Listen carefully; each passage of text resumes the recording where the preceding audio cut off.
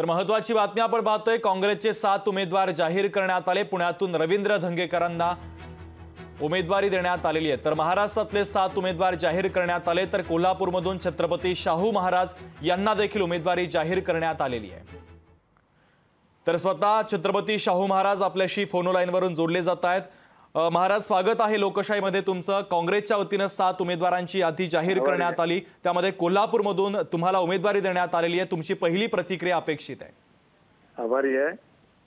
पहिली प्रतिक्रिया म्हणजे सर्व जनतेच्या इच्छेप्रमाणे जे काही व्हायला लागले ते होतंय असं मी समजतोय आणि जनतेच्या सेवेमध्ये मला राहून काहीतरी करता येईल अशी अपेक्षा आहे माझी आणि त्यात आणि खात्री चांगलं होईल कोल्हापूरसाठी आणि एकंदरीतच सर्वांसाठी। महाराज, उद्धव ठाकरे यांची देखील आज भेट झालेली आहे, कशा पद्धतीची चर्चा झाली?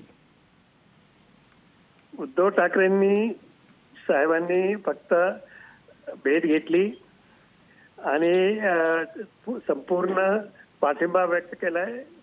आणखीन संपूर्ण कार्यकर्त्यांना एक तऱ्हेने त्यांनी चार्ज करून टाकलंय। महाराज, कशा पद्धतीने तयारी आता तुम्ही येणाऱ्या निवडणुकीसाठी सुरू केलेली आहे? आता ही ती प्राथमिक प्रतिक्रिया आहे तेवढी आपल्याला दिलेली आहे। आणखीन आता सर्व कामाला लागतील बरोबर। अगदी। महाराज, उमेदवारी जाहीर झाल्याबद्दल तुमचं अभिनंदन आणि तुम्ही लोकशाही सोबत संवाद साधला त्याबद्दल धन्यवाद। तर काँग्रेसच्या वतीने 7 उमेदवारांची यादी जाहीर करण्यात आली। पुण्यातून रवींद्र धंगेकरांना उमेदवारी देण्यात आली, तर कोल्हापूरमधून छत्रपती शाहू महाराज हे आता उमेदवार असणार आहेत।